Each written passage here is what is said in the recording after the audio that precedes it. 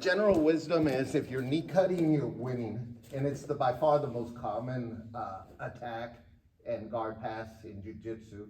So when someone has control, and if you've been doing this long enough, you know when you're losing. And right now, I'm not winning. I'm definitely on the short end of this stick. So I could frame like they teach you, but then by framing, I'm also accepting his weight on his terms, and I don't want to do that. I want to accept the weight on my terms. So I'm just going to, and again, it takes a great deal of courage to let what you think is a bad case scenario happen, because you know that there's a solution on the other end. So I start to frame him. I absolutely want to frame him, but then he starts to beat me. I want to frame him, and if nothing else, to slow him down. The weight's starting to come down. I feel the underhook happening. As it happens, my hand that was blocking his bicep, he's already beat it. My hand is going down to my secondary frame, which is his hip, but it's kind of far away, which is a bad thing for me if I were wanting to insist on the frame, but it's actually a good thing for me if I'm wanting to get out of here. So as he goes to knee cut, my hand switches to where it now comes out on this end. Here's the part that a lot of people, right here, it looks like I'm in a bad situation, but I'm gonna make the best of it. My elbow's gonna pinch his elbow so that he has the underhook, but he can't really switch it out to anything else right now because I'm pinching. My feet touch the ground and my hip comes up so that my upper body is now heavy, not my legs. By doing that, he can't really spin around for an arm bar because I'm really, really hard to move right now. He can't turn me on my side because I'm really heavy.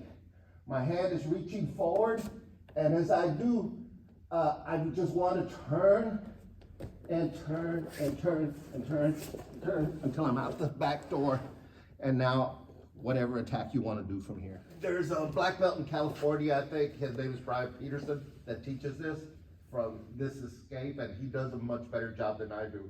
Look him up. I think it's called Teach Me Grappling. So I'm blocking, he gets the underhook, I'm losing.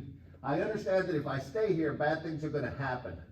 So as soon as he goes to switch over to the other side, and here, and I'm doing what I'm supposed to do, but let's say he's really, really strong, and now he's going to cross-face me, put some weight on me, and then this hand is going to switch to the other side.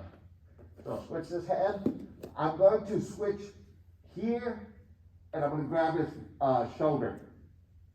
From here, now put some weight on me. Right here.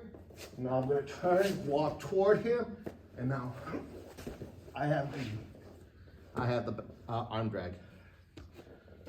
There's a much more thorough explanation on Teach Me Grappling, but this is genius. North-south defense and a sweep from there. And the key to a lot of things, you have side control, standard side control. So the key thing is my hips are already off the mat, so I'm kind of already preloaded for a bridge. My hand is blocking here, and my elbow is always pinching this way.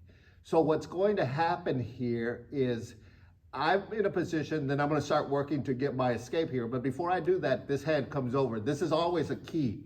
You can't go north-south unless that hand switches. So go ahead and do the switch. As soon as I see that, I know what's happening here. I know he's going to go north-south. So what's going to happen is this hand is tight, and right now his weight is mostly on his knees, not on my chest. So I'm concerned that this is happening, but I'm not really worried that much. So for him to move, go ahead and start to move. He's going to start loading his weight on my chest so that he can make his legs light enough to move. By doing that, he's making it much easier. If I try to bridge right now, it's going to be really hard.